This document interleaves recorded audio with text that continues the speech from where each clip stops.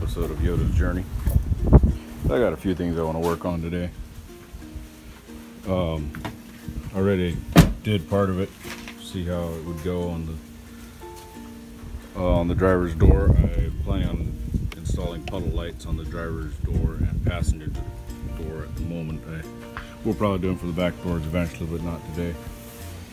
So I will have to show a better video at night, but here you go. It's right there's the puddle light. So, and then of course it works with the door switch, so when the door closes it shuts off. So I plan to do that on the other side, and we'll see if I get to it. But I would like to clean up the engine bay. I've got fuel lines that are kind of just laying across there. I didn't have enough hose when I did the engine swap, so those have been there that way since then. I also have the cruise cable just sitting on the valve cover, which I don't like, and the valve cover looks pretty rough, so I would like to paint the valve cover. Might try my hand at a little bit of a nice paint job on there. We'll see how it goes. And I've got some wiring cleanup to do. These wires over here never got finished from the swap. So let's dive into it and see how far we get.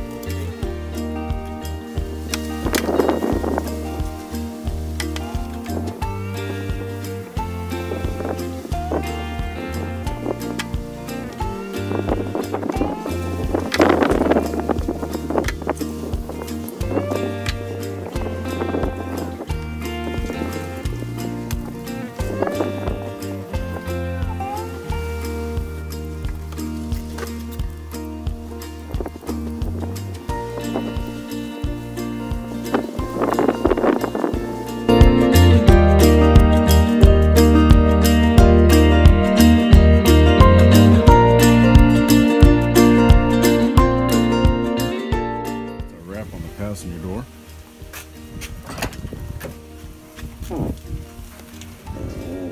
And like I said, I'll have to show how these shine in the night.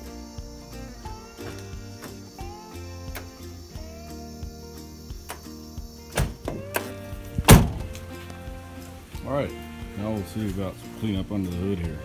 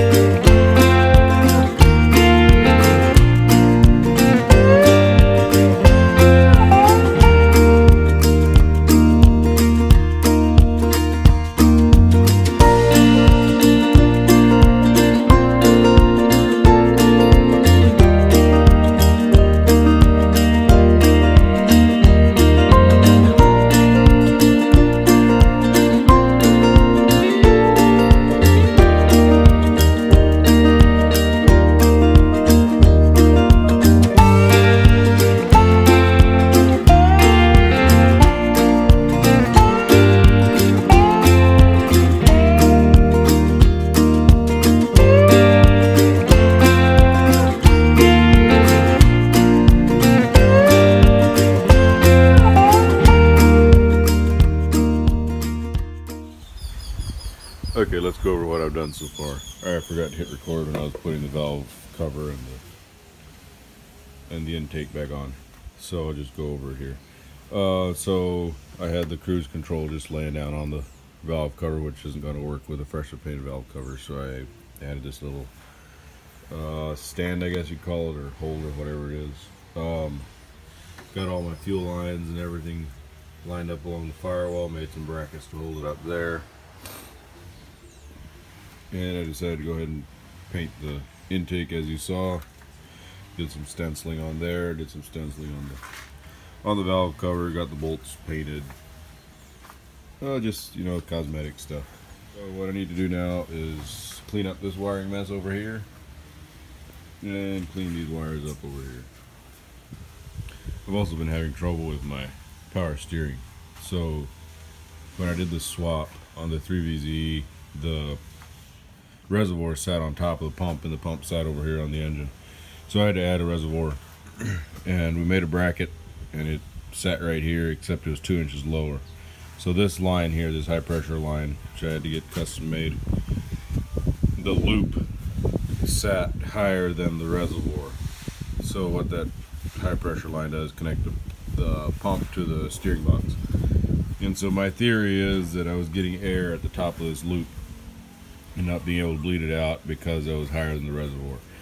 I have yet to test my theory, but I went and extended the bracket up 2 inches, so now the reservoir is sitting higher than the highest point in the line. So I guess we'll see how that goes.